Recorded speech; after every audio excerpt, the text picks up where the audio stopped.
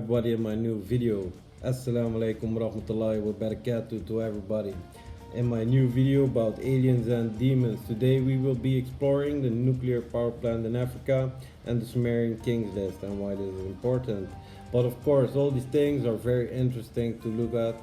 Our ancient history, how everything came about, why are we here right now on this stadium in our evolution, let's say, devolution, and how did this all come about? And today we're gonna start with the origins. I think the oldest origins that I can find personally is 2 billion years ago in Africa.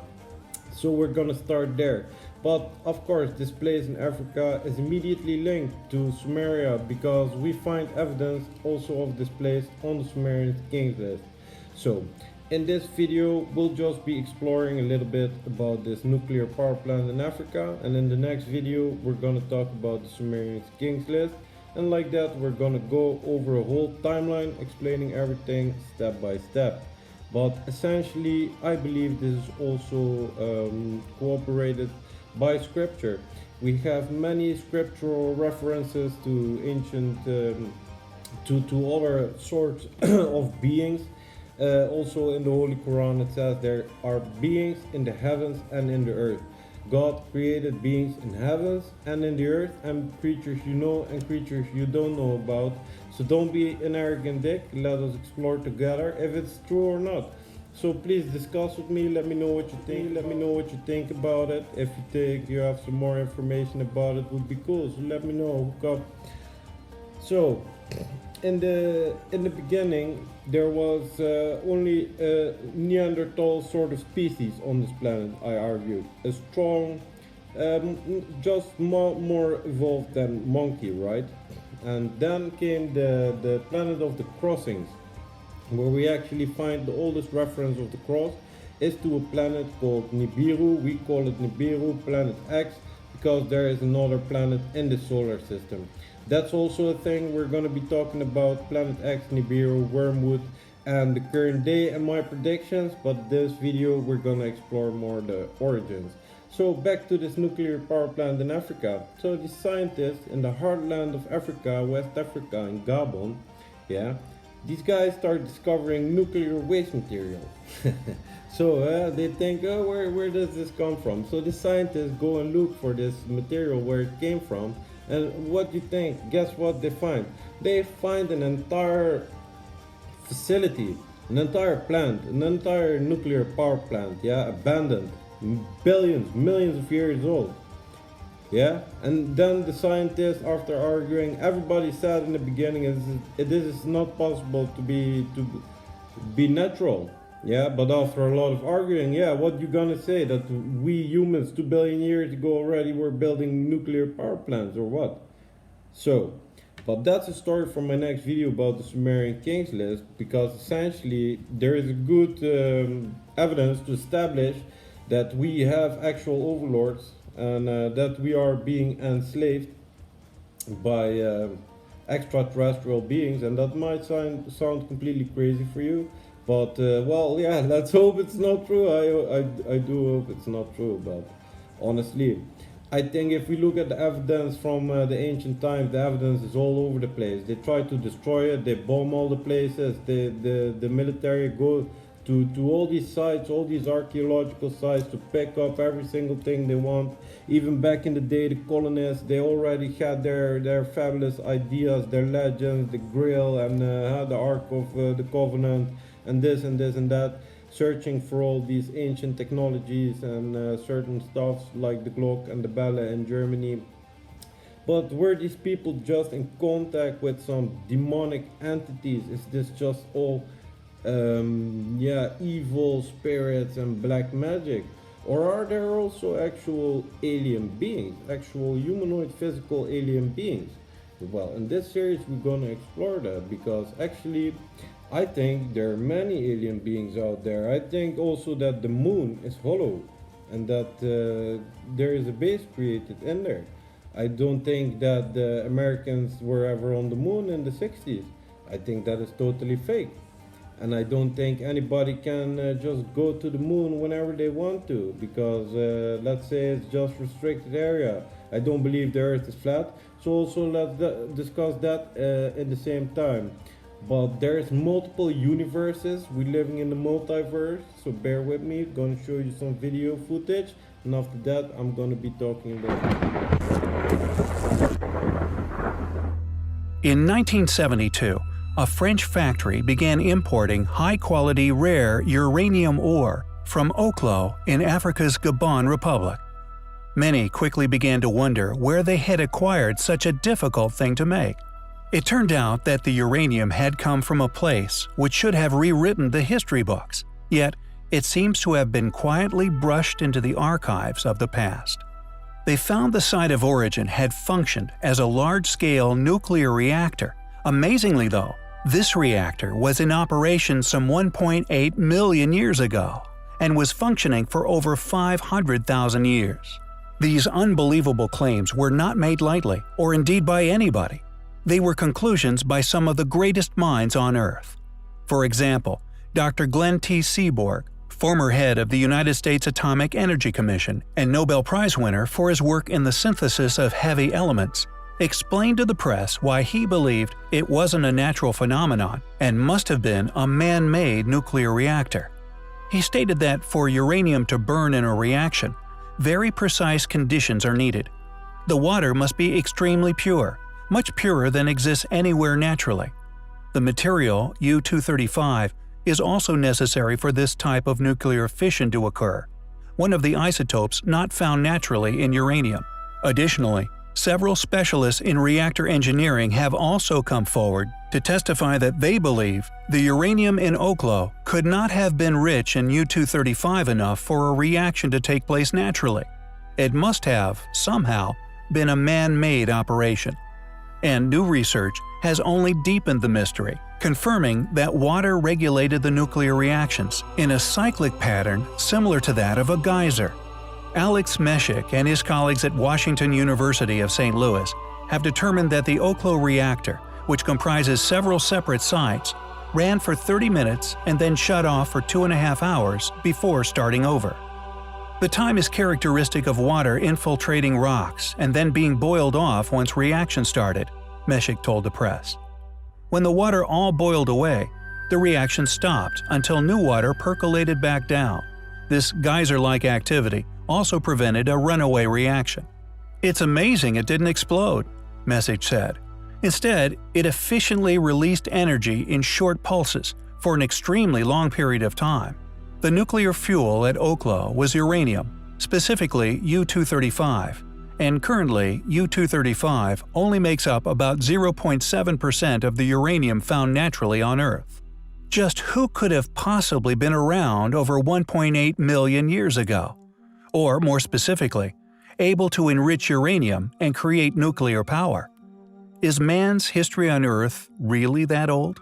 It seems, according to numerous nuclear specialists and the compelling evidence they present, that is exactly the case. Many people assume that ancient astronaut theories are nothing more than modern pseudoscience, holding no credence within reality. However, the idea of ancient visitors from other planets in distant galaxies has been around since the beginning of human history.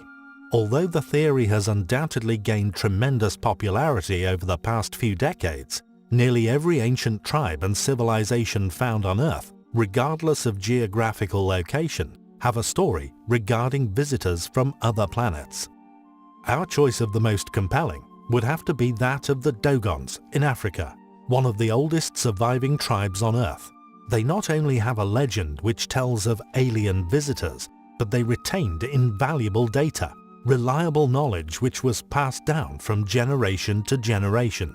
Details surrounding their ancient visitors' home solar system, details that at the time modern civilization had yet to discover.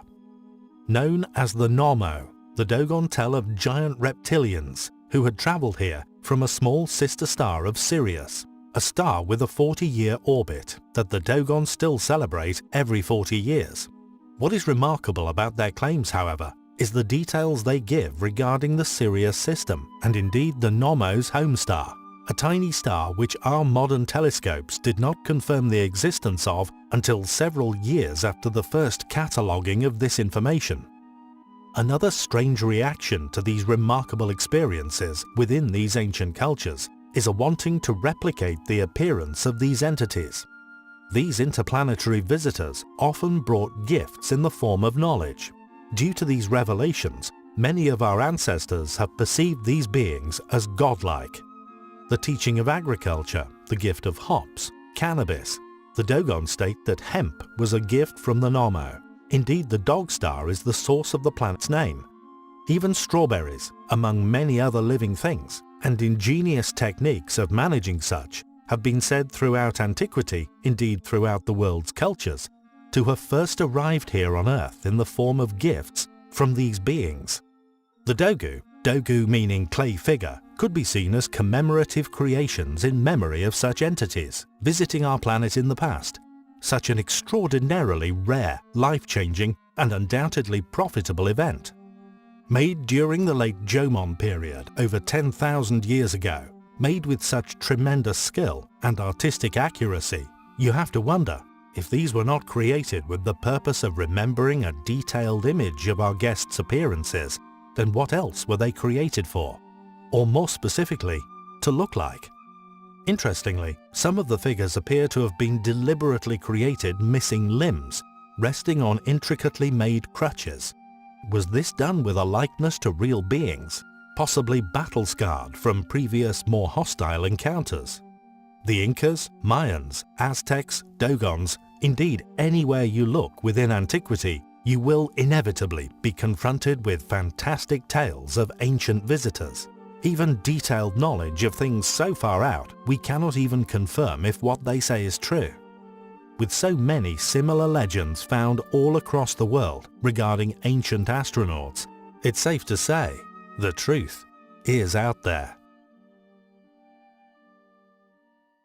We know more about the surface of our moon than we do of the bottoms of our oceans. To date, we have managed to explore a mere 5% of the floors of Earth's oceans. Much remains to be learned and indeed explored. Unimaginable mysteries, treasures, and the possible odd sea monster could all still be lying deep within the blackness, irretrievable and thus undiscovered. Our oceans are the lifeblood of the planet, covering more than 70% of its surface. Responsible for the driving forces behind weather systems, the regulation of global seasonal temperatures, and ultimately, supporting all living organisms in one way or another. Just what could be laying upon our ocean floors? Lost relics from a bygone era?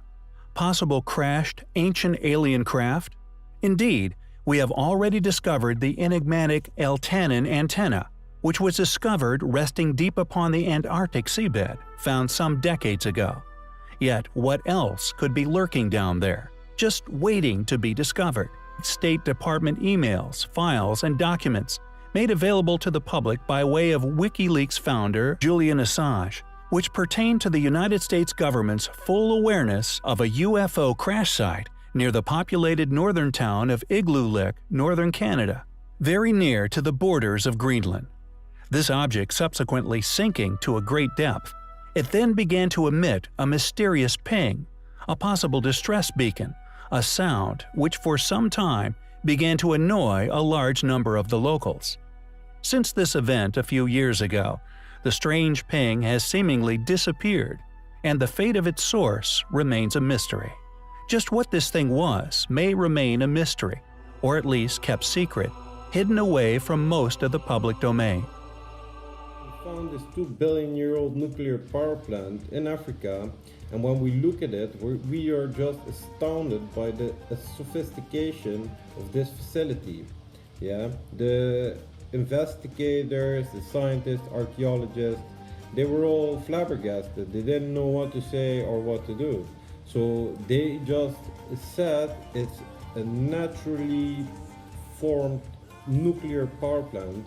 Although it's the only one found on Earth, there's no second of it. We cannot explain how this naturally happens, and as a matter of fact, it's total bullshit. Of course, it's made and meant to put us all on the wrong foot, put us all off. So we need to be smart and investigate this shit. And why is this important? Well, because I say these overlords are behind the powers that be. and they're our enemy.